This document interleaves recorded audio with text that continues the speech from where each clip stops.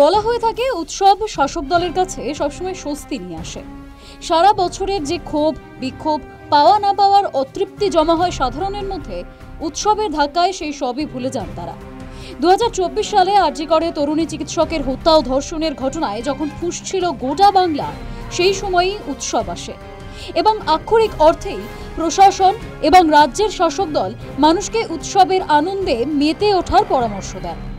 এবছরেও একাধিক দুর্নীতি আইন শৃঙ্খলা নিয়ে বিপর্যস্ত রাজ্যের শাসকের কাছে স্বস্তির বার্তা নিয়ে আসে শারদোৎসব। কিন্তু সেখানেও বাদ সাধল প্রকৃতি। পুজোর ঠিক আগে দক্ষিণবঙ্গে এবং উৎসব শেষ হতে না হতেই কার্নিভালের আগের রাতে উত্তরবঙ্গে যে প্রাকৃতিক বিপর্যয় নেমে আসে, তাতে অস্বস্তি বহু গুণ বেড়ে যায় তৃণমূল কংগ্রেস এবং মমতা বন্দ্যোপাধ্যায়ের প্রশাসনের। 26 বিধানসভা ভোটকে মাথায় রেখে তাল বুঝে পথে নেমে পড়ে বিরোধী দলগুলিও। তার রেশ গড়ায় খগেন মুর্মুর ওপর আক্রমণের ঘটনায়। সোমবার রাতেই প্রধানমন্ত্রী নরেন্দ্র মোদী সমাজ মাধ্যমে পোস্ট করেন, যেভাবে আমাদের দলের সহকর্মীরা, যাদের মধ্যে একজন বর্তমান সাংসদ এবং বিধায়কও রয়েছেন, পশ্চিমবঙ্গে বন্যা ও ভূমিধসে ক্ষতিগ্রস্ত মানুষের সেবা করতে গিয়ে আক্রান্ত হয়েছেন, তা অত্যন্ত নিন্দনীয়। ওটি তৃণমূল কংগ্রেসের অসংবেদনশীলতা এবং রাজ্যের আইন শৃঙ্খলার করুণ রূপের স্পষ্ট প্রতিফলন। পাল্টা জবাব দেন মুখ্যমন্ত্রীও। প্রধানমন্ত্রী সত্যটা না জেনেই অভিযোগ করেছেন সমাজ মাধ্যমে পাল্টা পোস্ট মমতার। তিনি লেখেন, এটা খুবই দুর্ভাগ্যের এবং গভীর উদ্বেগের বিষয় যে ভারতের প্রধানমন্ত্রী একটি প্রাকৃতিক বিপর্যয় নিয়ে রাজনীতি করার সিদ্ধান্ত নিয়েছেন কোনো উপযুক্ত অনুসন্ধানের জন্য অপেক্ষা না করে। তাও আবার যখন উত্তরবঙ্গের মানুষ ভয়াবহ বন্যা ও ধসের জন্য যুদ্ধছেন।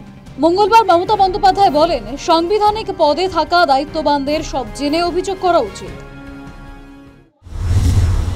আমার মনে হয় যখন কোনো সাংবিধানিক পোস্টে থেকে কেউ কোনো কমেন্টস করবে, তার উচিত সাংবিধানিক পোস্টটাকে মেনেই কমেন্টসটা করা। একটা সরকারকে ব্লেম করছে, একটা পলিটিক্যাল পার্টিকে ব্লেম করছে।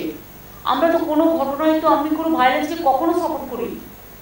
আমি সারা জীবন লড়াই করে গেছি, আমি অনেক মার খেয়েছি, কিন্তু কোনোদিনই আমি ভায়োলেন্সকে সাপোর্ট করি না। কিন্তু আপনাদের মনে রাখতে হবে, এই বন্যা টন্যা হলে লোকের ক্ষোভ আজকে নয়, চিরকাল আমি দেখে এসেছি।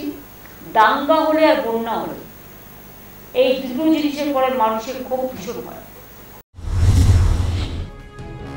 যে উৎসব স্বস্তি আনতে পারত, দুর্নীতি আইন শৃঙ্খলাহীনতার অভিযোগ উড়িয়ে দিতে পারত, সেই উৎসবই অস্বস্তি নিয়ে আসছে রাজ্যের শাসক দলের কাছে। News time.